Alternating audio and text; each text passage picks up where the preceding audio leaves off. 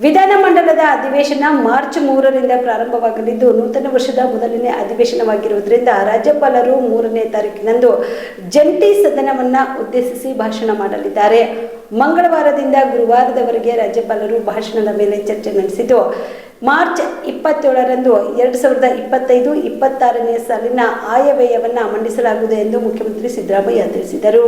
ಇಂದು ವಿಧಾನಸೌಧದಲ್ಲಿ ಮಾಧ್ಯಮದವರ ಜೊತೆ ಮಾತನಾಡಿದ ಅವರು, ಆಯವ್ಯಯದ ಮೇಲೆ ಚರ್ಚೆ ನಡೆದು ಉತ್ತರವನ್ನು ಮಾರ್ಚ್ ತಿಂಗಳ ಕೊನೆಯಲ್ಲಿ ನೀಡಲಾಗುವುದು. ಅಧಿವೇಶನ ಎಷ್ಟು ದಿನಗಳವರೆಗೆ ನಡೆಸಬೇಕೆಂದು ವ್ಯವಹಾರ ಸಲಹಾ ಸಮಿತಿಯಲ್ಲಿ ತೀರ್ಮಾನ ಮಾಡಲಾಗುವುದು ಎಂದರು. ವಿವಿಧ ಇಲಾಖೆಗಳೊಂದಿಗೆ ಆಯವ್ಯಯದ ಪೂರ್ವಭಾವಿ ಸಭೆ ನಡೆಸಲಾಗಿದ್ದು, ಇಂದು ರೈತ ಸಂಘಟನೆಯ ಮುಖಂಡರೊಂದಿಗೆ ಸಭೆ ನಡೆಸಿದ್ದು, ಅವರ ಸಲಹೆಗಳನ್ನು ಗಮನದಲ್ಲಿ ಇಟ್ಟುಕೊಂಡು ಬಜೆಟ್ ತಯಾರಿಸುವಾಗ ಇತಿಮಿತಿಗಳೊಳಗೆ ಸಲಹೆಗಳನ್ನು ಸೇರ್ಪಡೆ ಮಾಡಲಾಗುವುದು. ಕರ್ನಾಟಕ ಸರ್ಕಾರ ರೈತರ ಹಿತವನ್ನ ಕಾಪಾಡುವುದರಲ್ಲಿ ಹಿಂದೆ ಬಿದ್ದಿಲ್ಲ.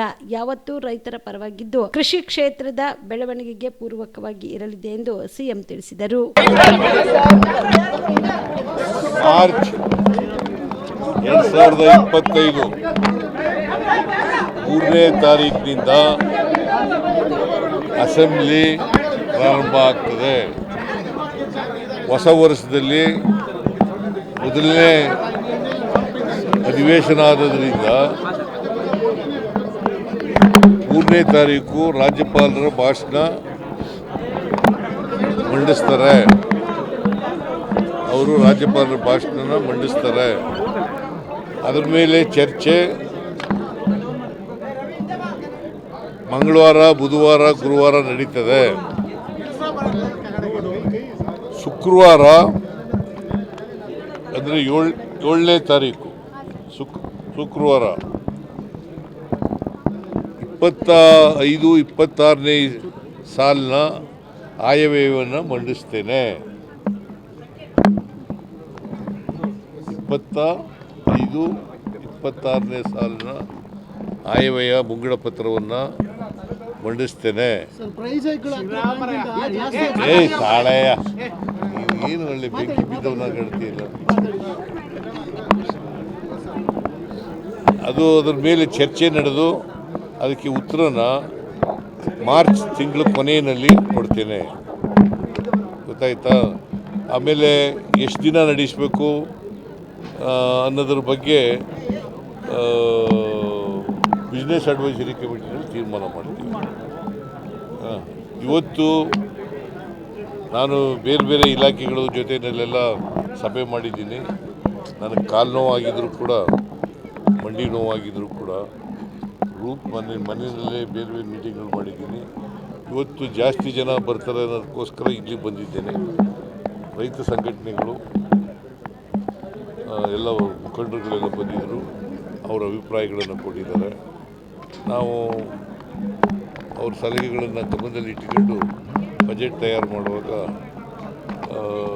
ನಮ್ಮ ಇತಿಮಿತಿಯೊಳಗಡೆ ಯಾವುದನ್ನು ಸೇರಿಸಬೇಕು, ಯಾವುದನ್ನು ಸೇರಿಸಬೇಕು. ಮತ್ತು ಕರ್ನಾಟಕ ಸರ್ಕಾರ ಯಾವಾಗಲೂ ಕೂಡ ರೈತ ಹಿತವನ್ನು ಕಾಪಾಡೋದ್ರಲ್ಲಿ ಹಿಂದೆ ಬಿದ್ದಿಲ್ಲ. ಯಾವತ್ತೂ ಕೂಡ ರೈತರ ಜೊತೆ ಇರ್ತೀವಿ. ಕೃಷಿ ಬೆಳವಣಿಗೆಗೆ ನಾವು ಪೂರಕವಾಗಿರ್ತೇವೆ ಅಂತಕ್ಕಂಥ ಮಾತುಗಳನ್ನು ಈ ಸಂದರ್ಭದಲ್ಲಿ ಬೆಲೆ ಏರಿಕೆ ಜಾಸ್ತಿ ಆಗಿರೋದ್ರಿಂದ ಸರ್ ನಿಮ್ಮ ಮೇಲೆ ಎಕ್ಸ್ಪೆಕ್ಟೇಷನ್ಸ್ ಜಾಸ್ತಿ ಇದೆ. ಸಾಕಷ್ಟು ಬೆಲೆ ಏರಿಕೆ ಜಾಸ್ತಿ ಆಗಿರೋದ್ರಿಂದ ನೋಡೋಣ. ಈಗ ಬೆಲೆ ಏರಿಕೆ ಕೇಂದ್ರ ಸರ್ಕಾರ, ರಾಜ್ಯ ಸರ್ಕಾರ ಎರಡೂ ಮಾಡಬೇಕು. ಬೆಲೆ ಏರಿಕೆಗೂ ಕೇಂದ್ರ ಸರ್ಕಾರದ ಮೇಲೆ ಹೆಚ್ಚು ಭಾರ ಇರ್ತಕ್ಕಂಥದ್ದು. ಅವರು ಕೂಡ ಬೆಲೆ ಏರಿಕೆಗೆ ಒತ್ತನ್ನು ಕೊಡ್ತಕ್ಕಂಥದ್ದು ಮಾಡಬೇಕು. ನಾವು ರಾಜ್ಯ ಸರ್ಕಾರ ಏನು ಮಾಡಲಿಕ್ಕೆ ಸಾಧ್ಯ ಆಗ್ತದೆ ಅದನ್ನು ಮಾಡ್ತೀವಿ. ಜಲಜೀವನ ಮಿಷನ್ ತಾವು ಮೊನ್ನೆ ಟ್ವೀಟ್ ಮಾಡಿದ್ರಿ. ಸೋಮಣ್ಣ ಅವರು ಕೌಂಟರ್ ಮಾಡ್ತಿದ್ದಾರೆ. ರಾಜ್ಯ ಸರ್ಕಾರ ಹಣವನ್ನು ಖರ್ಚು ಮಾಡಿಲ್ಲ, ಹಂಗಾಗಿ ನೀವು ಖರ್ಚು ಮಾಡಿದ ಹಣ ಕೊಡ್ತೀವಿ ಅಂತ ಹೇಳ್ತಿದ್ದಾರೆ. ಇಲ್ಲ, ಖರ್ಚು ಎಲ್ಲ ಮಾಡಿದ್ದೀವಿ. ಅವರು ನಾವು ನಮ್ಮ ವೇಗಕ್ಕೆ ಅನುಗುಣವಾಗಿ ಅವ್ರು ಮಾಡ್ತಾ ಇಲ್ಲ. ಕೇಂದ್ರ ಸರ್ಕಾರದ ಪಾಲನ್ನು ಕೊಡ್ತಾ ಇಲ್ಲ ಅವರು. ಹಾಗಾಗಿ ನಾವು ಅದನ್ನು ಟ್ವೀಟ್ ಮಾಡಿದ್ದೆವು. ಆಮೇಲೆ ಮೆಟ್ರೋ ರೈಲ್ ಇದೆಯಲ್ಲ, ಅದರ ದರ ನಿಗದಿ ಮಾಡ್ತಕ್ಕಂಥವರು ಕೇಂದ್ರ ಸರ್ಕಾರ ಅಪಾಯಿಂಟ್ ಮಾಡೋದು ಕಮಿಟಿನ. ಆ ಕಮಿಟಿನಲ್ಲಿ ಇಬ್ಬರು ಕೇಂದ್ರ ಸರ್ಕಾರದವರು ಇರ್ತಾರೆ, ಒಬ್ಬರು ರಾಜ್ಯ ಸರ್ಕಾರದವರು ಇರ್ತಾರೆ. ಅಟಾನಮಸ್ ಬಾಡಿ ಆದರೂ ಕೂಡ ಅದು ಮೆಟ್ರೋ ರೈಲನ್ನು ಕೇಂದ್ರ ಸರ್ಕಾರ ರಾಜ್ಯ ಸರ್ಕಾರ ಎರಡೂ ಸೇರಿ ಮಾಡತಕ್ಕಂಥದ್ದು. ಬೆಲೆ ನಿಗದಿ ಮಾಡೋರು ನಾವು ಪ್ರಪೋಸಲ್ ಕೊಡ್ತೀವಿ, ಬೆಲೆ ನಿಗದಿ ಮಾಡಿ ಅಂತ ಹೇಳೋದು ಅಷ್ಟೇ.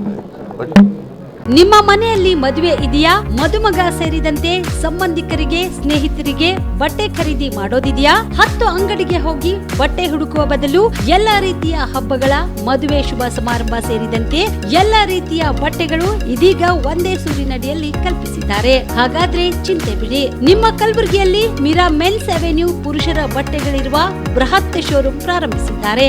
ಇಲ್ಲಿ Manyavar, Blackberry, Jack and Jones, Rare Rabbit, Spykar, Indian Terrain, Arrow, Mufti, US Polo ಸೇರಿದಂತೆ ಎಲ್ಲ ರೀತಿಯ ಬ್ರಾಂಡೆಡ್ ಬಟ್ಟೆಗಳು ಇಲ್ಲಿ ಲಭ್ಯ. ಇನ್ನೊಂದು ವಿಶೇಷ ಏನೆಂದ್ರೆ ಮದುಮಗನಿಗೆ ಹಾಗೂ ಸಂಬಂಧಿಕರಿಗೆ ಮದುವೆಗೆ ಬೇಕಾದ ಎಲ್ಲ ರೀತಿಯ ಬಟ್ಟೆ, ಸೂಟ್, ಶೇರ್ವಾನಿ, ಜೋಧ್ಪುರಿ, ಬ್ಲೇಸರ್, ಪೇಟಾ, ಶೂಸ್ ಸೇರಿದಂತೆ ಎಲ್ಲ ರೀತಿಯ ವಸ್ತುಗಳು ಇಲ್ಲಿ ರಿಯಾಯಿತಿ ದರದಲ್ಲಿ ಲಭ್ಯ. ಮತ್ತ್ಯಾಕೆ ತಡ? ಹಿಂದೆ ಭೇಟಿ ನೀಡಿ. ಕಲ್ಯಾಣ ಕರ್ನಾಟಕದ ಬೃಹತ್ ಬಟ್ಟೆ showroom Meera men's avenue, Lahoti petrol bunk ಮುಂಭಾಗ, ತಿಮ್ಮಾಪುರಿಗೆ ಹೋಗುವ ರಸ್ತೆ, ಕಲಬುರಗಿ. ಹೆಚ್ಚಿನ ಮಾಹಿತಿಗಾಗಿ ಸಂಪರ್ಕಿಸಿ 9916745499.